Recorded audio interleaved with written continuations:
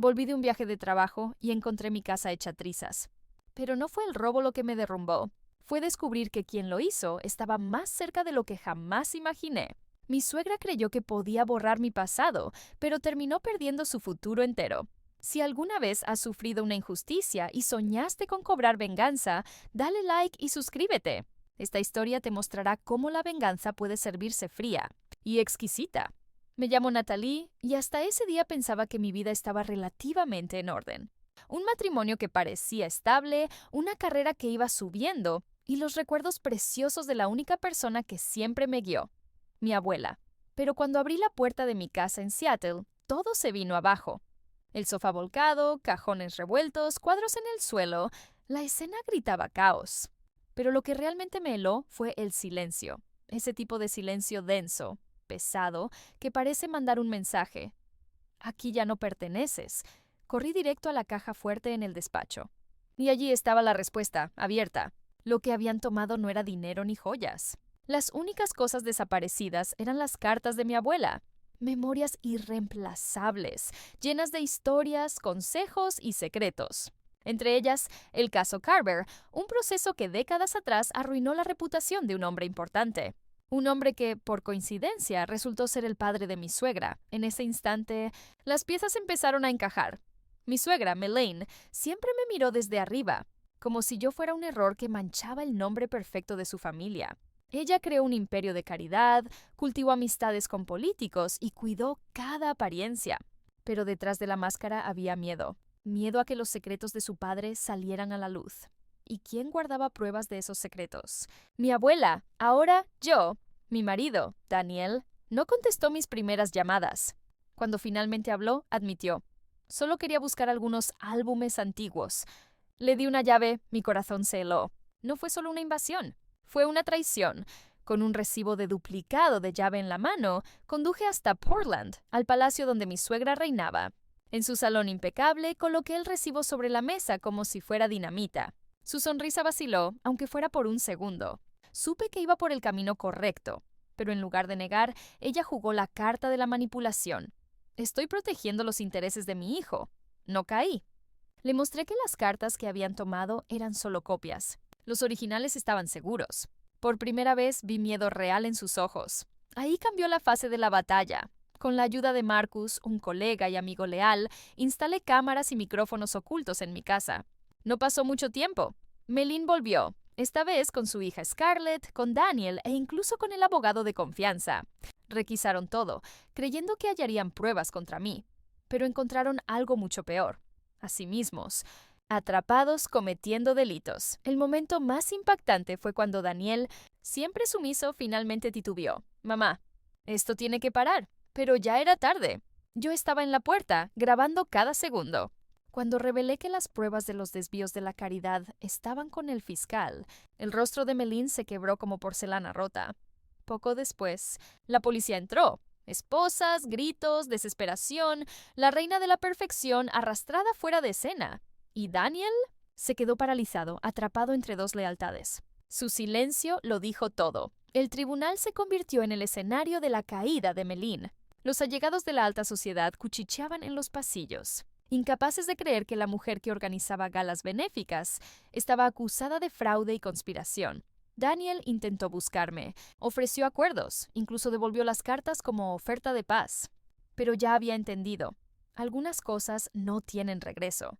Mi venganza no fue solo ver a Melaine expuesta. Fue recuperar mi voz, mi historia, mi libertad. Al final, ella recibió una sentencia de 5 años. Su reputación, por la que sacrificó todo, quedó hecha cenizas. ¿Y yo?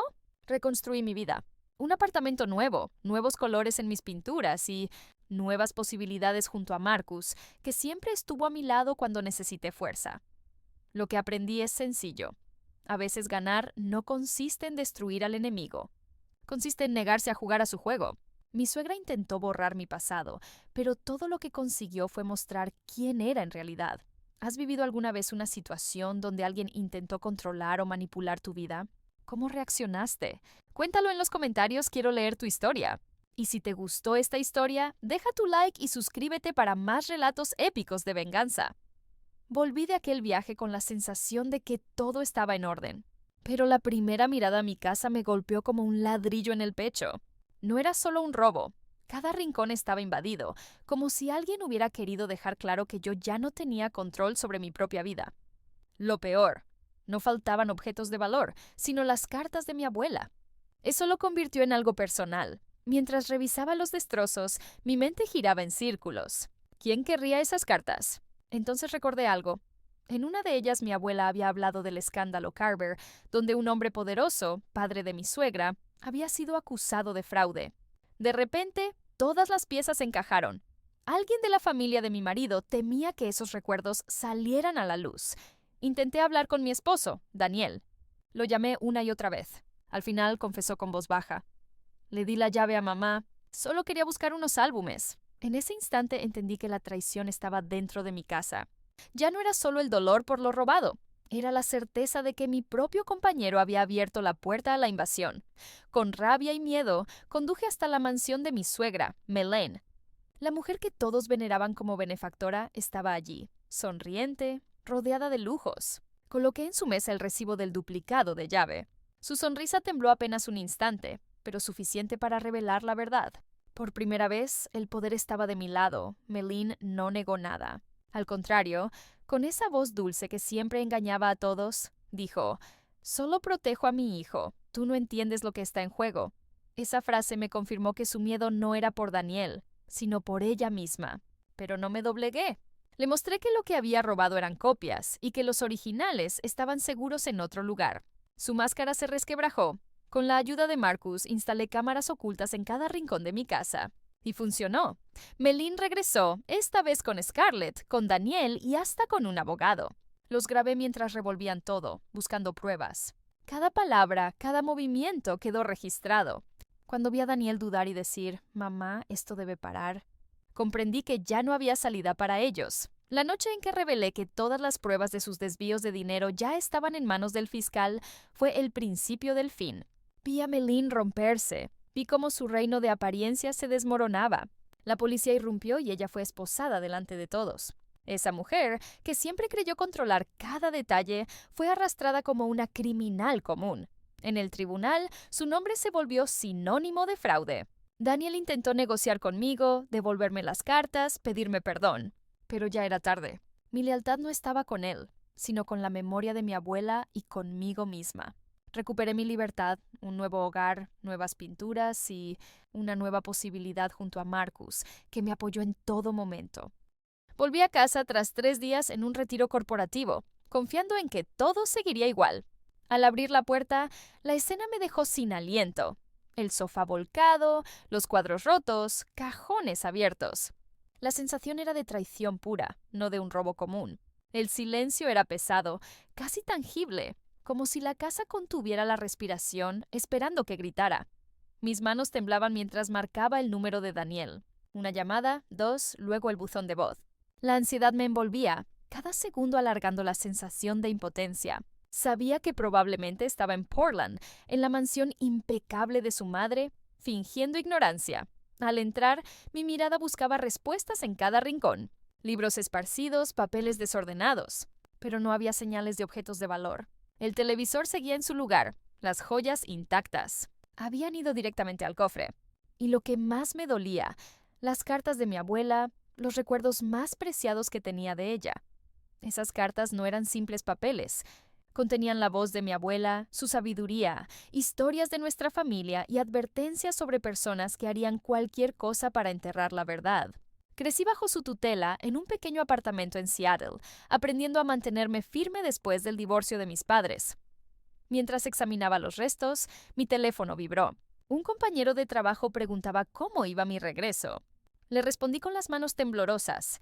Alguien entró a mi casa. «El cofre está abierto». Sabía que alguien conocía la combinación. Esa certeza hizo que la ira se mezclara con miedo. Revisando la cocina, los gabinetes estaban abiertos, con todo derramado como secretos que habían sido expuestos. Cada movimiento, cada objeto fuera de lugar, parecía un mensaje personal. No perteneces a nuestra familia. Sentada en un taburete, sentí el peso de la traición. Melaine, mi suegra, había estado detrás de esto. Lo supe al reconocer sus huellas en los restos. Desde que mencioné las cartas en una cena familiar, había mostrado interés obsesivo por ellas. Creía que demostraban que mi abuela había engañado a su padre en el famoso caso Carver, una mancha en su imagen perfecta de socialité de Portland. Recordé cómo, desde la boda, sus ojos me evaluaban con frialdad. Cada gesto, cada palabra, cargada de desprecio. Siempre había controlado a Daniel, moldeándolo a su imagen de hijo perfecto. Ahora, su última jugada era demostrar que yo nunca podría ser parte de su mundo. Mi teléfono sonó de nuevo. Daniel estaba con su madre. Al principio intentó justificarlo. Solo buscaba fotos antiguas mientras estabas fuera. Pero la evidencia del recibo de la ferretería mostraba la verdad. Un duplicado de llave comprado días antes.